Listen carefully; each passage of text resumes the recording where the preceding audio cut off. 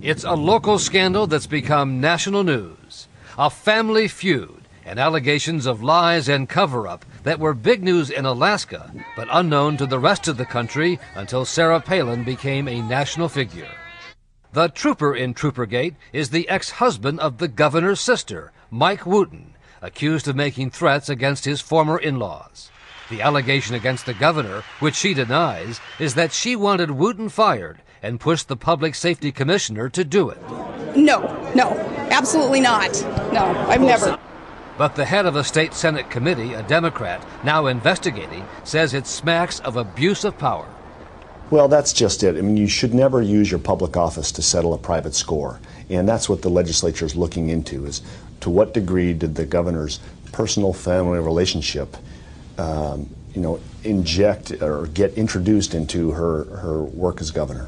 The case broke into the open when the trooper's boss, Walter Monaghan, the Alaska Public Safety Commissioner, was fired by the governor. In a telephone interview with ABC News Today, Monaghan says he was dismissed because he refused to fire the governor's brother-in-law trooper. I believe I was fired because of primarily the reason of her former brother-in-law. I think that my unwillingness to take special action against her former brother-in-law was not well received. And Monaghan says he believes the governor has not told the truth about what happened.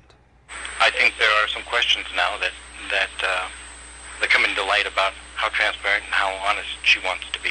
The governor says the case of her brother-in-law had nothing to do with her decision to fire the public safety commissioner. It has absolutely nothing to do with replacing the commissioner as we're trying to move forward with more energy in a new department. Trooper Wooten's issues have nothing to do with Walt Monaghan. But the governor's denials began to be challenged with the release of a tape of a telephone call between a member of her staff, Frank Bailey, and a state police official. Bailey asking why the reluctance to fire the brother-in-law. The Palins can't figure out why nothing's going on.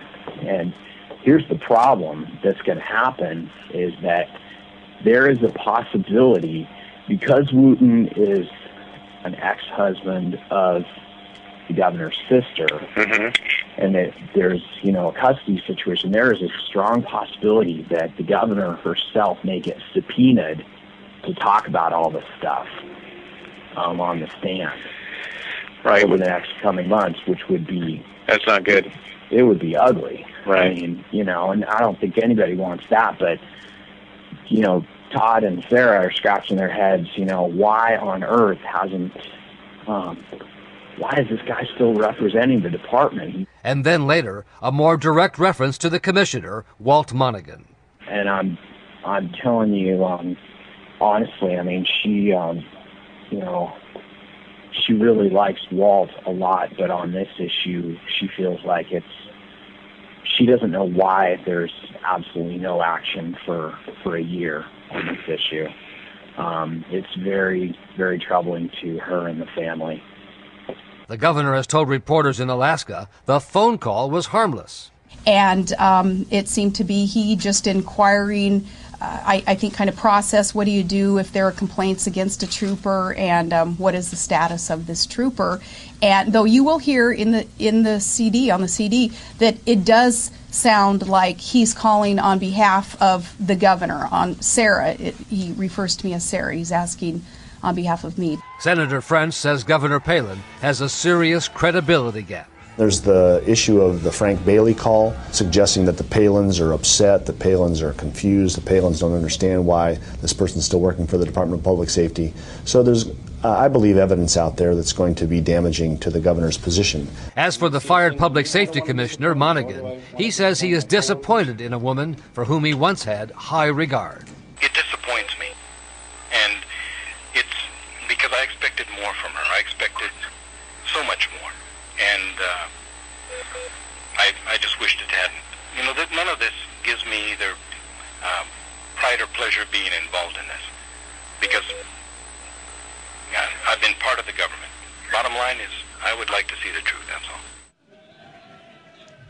That member of Governor Palin's staff heard on the phone call, Frank Bailey, was supposed to testify today before the Senate committee investigating the affair.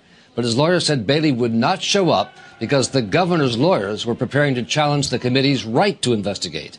The committee chairman says it's an obvious delay tactic, blaming the McCain campaign for trying to prevent the committee from releasing its final report on its scheduled date of October 31st, Cynthia, just 4 days before the national election. Now, it's the Republicans' turn to make history.